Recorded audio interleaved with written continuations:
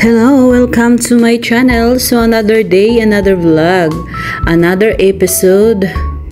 So andito tayo ngayon sa probinsya. So ito yung mga pinsan, kumbaga sa Bisaya paigagaw, pariente, tanan-tanan. So mao ni nakanindot diri sa probinsya kay kung naay kaunan always jud kang imbitaron. So mo din ni akong mga pamilya or side sa akong mama. So karon pa jud mi nagkita otro sa kadugayon nga panahon. Parang karon lang jud mi otro ba nagkita ay nagkabanding ay halos tanan diri mga tao diri puro ra ginamo ni siya mga kaparyentihan, igagaw yan, pinsan ko yan. Yung medyo murag kahawig jud sa mukha ko. Charot. Pero actually no, kung nasa probinsya ka talaga, meron mang marites, pero kadalasan talaga may barangay or may lungsod na puro lang kasiyahan, puro lang inuman, tawanan, parang kainan. So ito pala is yung pinuntahan namin is graduation din siya ng anak niya. So kini siya, yan yung pinsan ko na yung akala mo na masungit, suplada o ano pa naman yan. So akala mo lang, pero napakabait niyan. Parang ako lang, pag nakita nyo suplada, pero pag nakausap nyo na, nakahalubelo nyo na, daig pa yung mga So ganyan sila. Tapos na-shock ko niya ba kay, abi man ako na siya ka ng kuan lang ba ka ng hilumon lang, pero pag Diyos ko, ginoo ko, wala, nagpink-pink na siya sa iyang kahubog ba. Pero karon pa jud ko niya nakakuan nga, ingon ani din siya makainom, pero uy, grabe ka butan kay na akong pinsan. Grabe jud ka butan. So na siya, anak sa igsuon sa kong mama. So kami dirit na nagbanding mitanan. So hilig kay ni siya kanang kuan ba kanang magastos, tapos yan mag-imbita.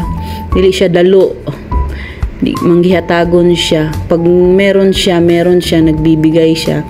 Grabe dito guys, mamamatay ka talaga pag ikaw hindi marunong tumanggi. Kasi kung alak lang talaga dito, akala mo lang sila tingnan mahirap, pero pag yan hiningian mo, meron at meron talaga yan. Akala mo lang tingnan sila na parang walang makain o walang pero Diyos ko, daig pa'y yung mga taong yayamanin. Sabi nga nila, kung sino pa yung mga taong simple lang, yun pa yung mga manggihatagon or yung nagbibigay. Pero puwera lang sa mga mayayaman kasi hindi talaga ganyan. Pero kadalasan talaga sa mga gantong klaseng mga tao, talagang mapagbigay yung mga ganyan. So halos kami lahat dito magpipinsan, pero hindi ko lang talaga na kilala yung iba dahil sa sobra ba ng tagal na panahon na. Kahit lapit barangay lang kami, bihira lang ako na dito, nagpasyal. So nagkataon lang talaga na ayun, inimbita kami. So ako lang naman palagi ang wala dito, yung nanay ko, anak ko, sila ang laging pumupunta. Ngayon lang ako ulit kasi dati hindi naman talaga ito yung bahay dati. Bali, ayun, pinaalis na sila doon sa unang pwesto dati. So dito na sila nakatira sa lupa na ito. So sana soon, baka dito rin kami makapagpatayo. Char. Ang nakanindot lang yun dito sa probinsya guys is ingon ani lang ba, magsayaw-sayawan, kantahan, inuman, grabe. Yung babae na yun naka-blue ng short, akalain mo noon nakita ako talaga to, hindi siya tumatanda, parang ako ang tumatanda. Charot. O ayan, nagkayayaan na silang magsayawan, lahat. Pero actually hindi talaga ako nainom dahil nadali na ako ba yung parang magkuan sa ako, hindi pa ako nakamove on nung nalasing ako doon sa pinuntahan namin sa La Union, kaya na lang ako sa kanila, taka video, nalingaw kaayo, ang saya-saya nila ba. Pero kahit hindi ako umiinom, nakikisabay din ako kasi sino ba naman ako, 'di ba? Nakikisabay-sabay naman ako.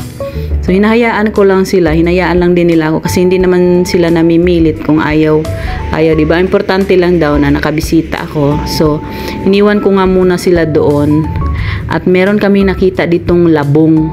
Ayan, yung lalaki na yan, pinsan ko din yan. Anak ng kapatid ng nanay ko. Ayan, nakikita namin yung labong kasi wala kaming kawayan sa amin. So sila kasi meron dito lahat. May mga tanim silang mga gulay. Meron kami mga gulay pero walang mga ganto. Ayan yung labong yan, 'di ba? Masarap yan igulay. Yan, naghahanap kami. Actually, sa kanila naman talaga 'to. Sa kanila naman talaga 'to. Ang laki ng lupain dito. And then balak pa nila na siguro kung papaalisin kami doon sa tinitirhan namin, so siguro no choice, dito kami lilipat. O, 'di ba? Para magkaano naman, magkapitbahay ng nanay ko, para lagi na sila magkita sa kapatid niya. So mag-istorya na lang yung Tagalog, no, kay maraming hindi nakakaintindi ba. So gusto ko sanang magbisaya na lang ba para naman kasi di ba, Bisaya naman talaga ako, pero syempre meron naman tayong mga kaibigan na Tagalog, so magtagalog na lang muna tayo. So haluan lang natin ng Tagalog, Bisaya, So ayan, dalawa yung nakuha namin. Yan yung ate ko. Kaso lang hindi ko pinakita mukha niya. Ang bastos.